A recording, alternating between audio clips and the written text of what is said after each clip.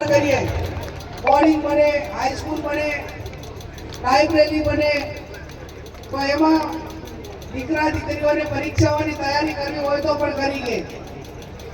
આજે તમામ સમાજો શિક્ષણ માટે કરીને એને ક્રોધ મૂકી છે.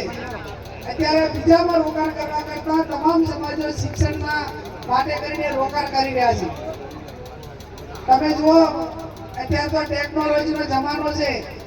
કોઈ ખાતમુહૂર્ત થાય તો પણ 2-3 કરોડ રૂપિયા કે 5 કરોડ રૂપિયા એની જગ્યાએ ભેગા થઈ જાય છે.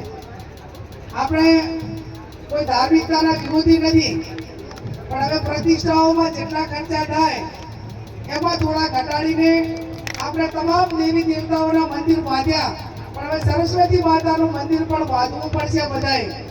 અને સરસ્વતી માતા, લક્ષ્મી માતા, બે માતાઓ આપણે ઘરે આવે ને, બીજા 84 ખાતું તો બધું છે જ, એ બધા દેવો આપણે અહીંયા આવે, પણ લક્ષ્મી માતા અને સરસ્વતી માતા વધુ પ્રમાણમાં આપણે અહીંયા આવે એવા પ્રયત્નો કરવા પડે. લક્ષ્મી માતા આવે પહેલા સરસ્વતી માતા આવે તો લક્ષ્મી માતા ઓટોમેટિક ભેગા આવે જ. પણ સરસ્વતી માતા ક્યારે આવે કે દીકરાને દીકરીઓને પૂરેપૂરું આપણે ભણતર ભણાવીએ. તમે એટલી મુશ્કેલીનો સામનો કરીને પણ તમે બહાર મૂકવા પડે, થરાદ મૂકવા પડે, ગાંધીનગર મૂકવા પડે, જ્યાં પણ ભણવાની વ્યવસ્થાઓ છે ત્યાં ભણવા માટે ગમે એમ કરીને આપણે ભણવા માટે મૂકવા પડે. નહીંતર પછી સમય કોઈની રાહ જોતો નથી.